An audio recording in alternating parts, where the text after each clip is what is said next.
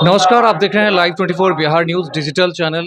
बिहार का एक लोकप्रिय चैनल लॉन्च हुई है। अब चलिए इसी बीच आज जो है अख्तरुल इमान साहब अपना नामांकन कर चुके हैं और हालांकि अभी पार्टी के कार्यकर्ताओं के साथ मीटिंग चल रही है।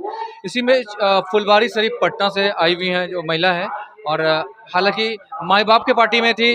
बिहार की जो है माई बाप कहने वाले तेजस्वी यादव कुछ दिन पहले महागठबंधन की रैली हुई, उसमें उन्होंने कहा कि माई बाप की पार्टी है और माई बाप तय करेगा कि इस बार जो है सत्ता में परिवर्तन कैसे हो सकता है। और बिहार की जनता को एक तरफ लालू यादव के बेटा तेजस्वी यादव जी कह रहे हैं कि माई बाप की पार्टी है, तो एक तरफ मोदी कह रहा है मोदी पूरे देश मेरा परिवार है। इसी चीज को लेकर आज चर्चा करेंगे। महिला हैं और आरजेडी में थी, आरजेडी छोड़ी क्यों है और रीजन क्या, और ऑल इंडिया मजलिस इत्तेहादुल मुस्लिमीन में इनको क्या दिखा जो इस पार्टी में आना पड़ा। क्या आपको ऐसा लगा मैडम कि जो ऑल इंडिया मजलिस इत्तेहादुल मुस्लिमीन में आ गई और अभी आपने जस्ट कहा कि माए बाप की पार्टी है, अभी तुरंत आपने कहा, तो मैं वही सवाल का जवाब आपको दे रही हूँ कि रियल में वो माए बाप की पार्टी है। माँ एमएलसी, बाप राष्ट्रीय अध्यक्ष, एक बेटा आपको विधायक, एक बेटा डिप्टी सीएम और एक बेटी राज्यसभा और दूसरी बेटी अब फिर सारण से चुनाव लड़ने के लिए आई हैं। तो रियल में माए बाप बहन की ही पार्टी है।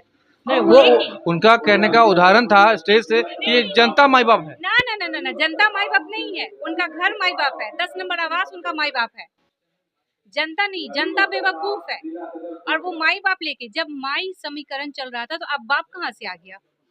बाप तो वोट देता है आपको बीजेपी को, बाप तो वोट देता है आप बीजेपी। पता है मैडम, बहुत बड़ा आरोप लगा रही है बीजेपी। बिल्कुल, बीजेपी के अगेंस्ट में खड़ा है। बिहार में लाल किसान आडवाणी को रैली करने नहीं दिया था, उनको भगा दिया गया था। उसके खमियाजा मुसलमान उनको दिए ना इनाम। जो 15 साल गद्दी पे राज किए, जो बिहार के जो मुसलमान थे, उन्होंने उनको गद्दी पे 15 साल रख करके उनको दिखाया कि हाँ देख लीजिए, लेकिन वो तो मजबूर समझने लगे। बिहार के मुसलमानों को वो रथ रोक करके सोचे कि हम अब इनको खरीद लिए हैं, इनको बंधुआ मजदूर समझ रखे हैं, तो 15 साल उनको राज दे दिया। अभी भी वो राज कर रहे हैं मुसलमान के ही वोट पे, ना कि अपने बाप के वोट पे वो कर रहे हैं। वो कह रहा है 17 महीने में हमने बहुत कुछ किया, 17 साल में कुछ नहीं हुआ। अच्छा, 17 साल में महीने में उन्होंने बहुत कुछ कर लिया। 17 महीनों में क्या बगैर नीतीश जी के सिग्नेचर के वो क्या कि वो वोट मांगेंगे? जो आरजेडी में रहने वाले जो कार्यकर्ता हैं, मैं तो शर्म धिक्कार भेजती हूँ उन मुसलमानों को जो अभी तक आरजेडी में बैठे हैं। तो वो उनका कहना है कि आरजेडी जो है बिहार के लिए बहुत कुछ की है, ऐसा नहीं है। मुसलमानों के लिए उन्होंने कहा कि सबसे बड़ा अगर कुछ भी आज फंड आया है तो सिर्फ आरजेडी का देन है। केंद्र ने तो मुसलमानों को धुतकार दिया था। हाँ, ये मेरा सवाल नहीं, उनकी तरफ से। उनके तरफ से सवाल है, एक भी मुसलमान का कुछ दिखा दे, कुछ तो दिखा दे मुसलमान को। उन्होंने मुसलमान के फंड में किया क्या है? फंड बटोरा है, फंड दिया नहीं है। अब्दुल बारिक सिद्दीकी साहब को उन्होंने एमएलसी का टिकट दे दिया लड़ने के लिए। क्या टिकट दिया? लोकसभा का देना था, राज्यसभा का देना था, 2 साल के लिए एमएलसी लेके साइड कर दिया, उनको साइड कर दिया। जैसे कुर्सी से वो टेबल पे आ गए, वैसे ही एमपी और राज्यसभा से वो एमएलसी पे आ गए, तो उनको साइड किया गया। लेकिन ये बेवकूफ झंडा ढोने वाले वो समझेंगे नहीं कि उनको साइड किया गया, और हम छोटे मोटे कार्यकर्ता इन बातों को समझते हैं कि उन्हें साइड किया। एक चीज कहते हैं कि महिलाओं की भागीदारी कम होती है, आखिर क्यों महिलाएं क्यों नहीं आ रही आज के डेट में? खास करके महिलाओं की जो अभी भी अगर देखा जाए राजनीतिक तौर पर तो आज महिलाएं बहुत पीछे है। देखिए, महिलाएं की भागीदारी जनगणना किया और हमारी आबादी बताई, मैं उनका बहुत बहुत धन्यवाद करती हूँ कि हमें अपने हक के लिए आवाज उठाना उन्होंने सिखा दिया, पलटू चाचा ने, तो मैं उनका धन्यवाद इसलिए करती हूँ। बाकी सब कुछ जब बात आती है हक की, बताइए मुसलमानों को कितना परसेंट आज के डेट में, अगर रोजगार की बात जहाँ तक आए तो कहीं ना कहीं हर जगह जो है मुस्लिम दर दर की ठोकरें खा रही है। कुछ लोग अभी ट्रायल चल रहा था सोशल मीडिया पे, मुस्लिम जो है पंक्चर बनाने वाला है, क्या लगा? आप आप देख सकते हैं, मुसलमान खुद अपने कॉन्फिडेंस पर, किसी पार्टी विशेष के कॉन्फिडेंस पर नहीं, खुद अपने कॉन्फिडेंस पे आज हमारे मुस्लिम भाई बहन डॉक्टर, इंजीनियर, आईपीएस, आईएएस निकल रहे हैं। अब पंक्चर बनाने वाले नहीं हैं, क्योंकि मुसलमान जागरूक हो चुके हैं। क्यों? कि मैं इन सो कॉल्ड सेकुलर पार्टियों को अपने वोट से इन्हें ऊपर तक नहीं ले जाऊंगी। खुद मैं अपनी चुनूंगी, अपनी पार्टी चुन के और आपकी पार्टी चुनकर बिहार में लाऊं और अपने लोगों का साथ दूंगी। अच्छा, ये भी कहा जा रहा है अब कि साथ देती हैं, वो पर्दे के दायरे में रहती हैं, अपनी मर्यादा, मान मर्यादा, इज्जत कुल समाज को लेकर के वो चलती हैं।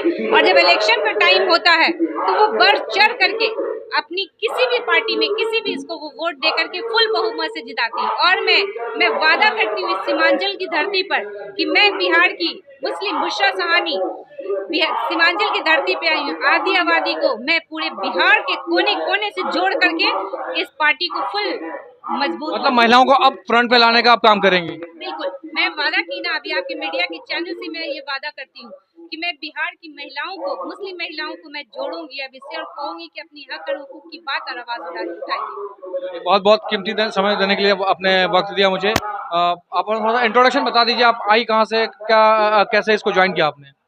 मैं बुशरा सहानी, उन्हीं के पार्टी के लोग टूट टूट के हमारे पार्टी में आ रहे हैं, उनकी विचारधारा उन्हें पसंद नहीं आ रही है, लेकिन जो हमारे अख्तरुल ईमान साहब और ओवैसी साहब की जो विचारधाराएं हैं उनको पसंद आ रही है और वो टूट के हमारी पार्टी में आ रहे हैं। अभी यहाँ पे आप देख सकते हैं आज नामांकन है, आप देख ले उनके पार्टी के कितने सदस्य आए हैं, यादव आए हैं, आपको राजपूत आए हैं, कितनी जाति मैं गिनाऊं, सारी जाति के लोग आए, क्योंकि उनको खुद उनकी विचारधाराएं उनको पसंद नहीं आ रही है, तो वो तो खुद टूट के आ रहे हैं। तो कहाँ से मुसलमान की पार्टी हो गई?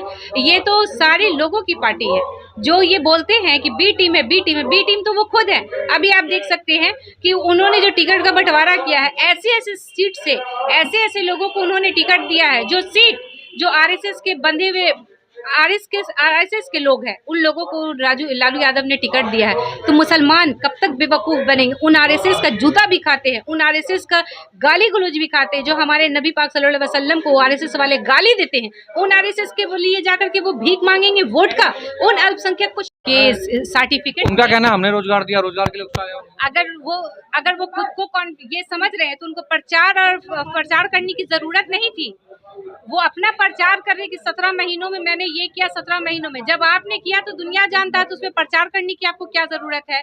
आपको पूरे जहाँ पूरे बिहार में जो आपने रैली निकाला तो उसमें आपने 17 महीने का गिनती क्यों कर रहे हैं? 17 साल का वो जंगल राज का गिनती क्यों नहीं कर रहे हैं? बगैर नीतीश कुमार के सिग्नेचर के क्या वो जॉब मिल जाती? उन्होंने कहा कि जंगल राज था कब? नीतीश कुमार जब रहे तो बल्कि भ्रष्टाचार जरूर हुआ है, अफसरशाही हुई है। देखिए, मैं किसी पार्टी का विशेष अभी नहीं बोलना चाहूंगी। नीतीश कुमार ने तो इतना किया कि आज हम लोग को पटना से चल करके सिवान की धरती पर टाइम भी नहीं लगा और हम लोग आ गए। जंगल राज क्या था? जंगल राज यह था कि हम महिलाएं सुरक्षित नहीं थी, हम महिलाएं 6 बजे के बाद हम लोग को निकलने में घर से डर लगता था, तो जंगल राज तो था ही। अब नीतीश कुमार के शासनकाल में क्राइम खत्म हो गए, भ्रष्टाचार खत्म हो गए, लोग कह रहे हैं अफसरशाही है, अफसरशाही खत्म हो गए, क्या आपके नजरिए से?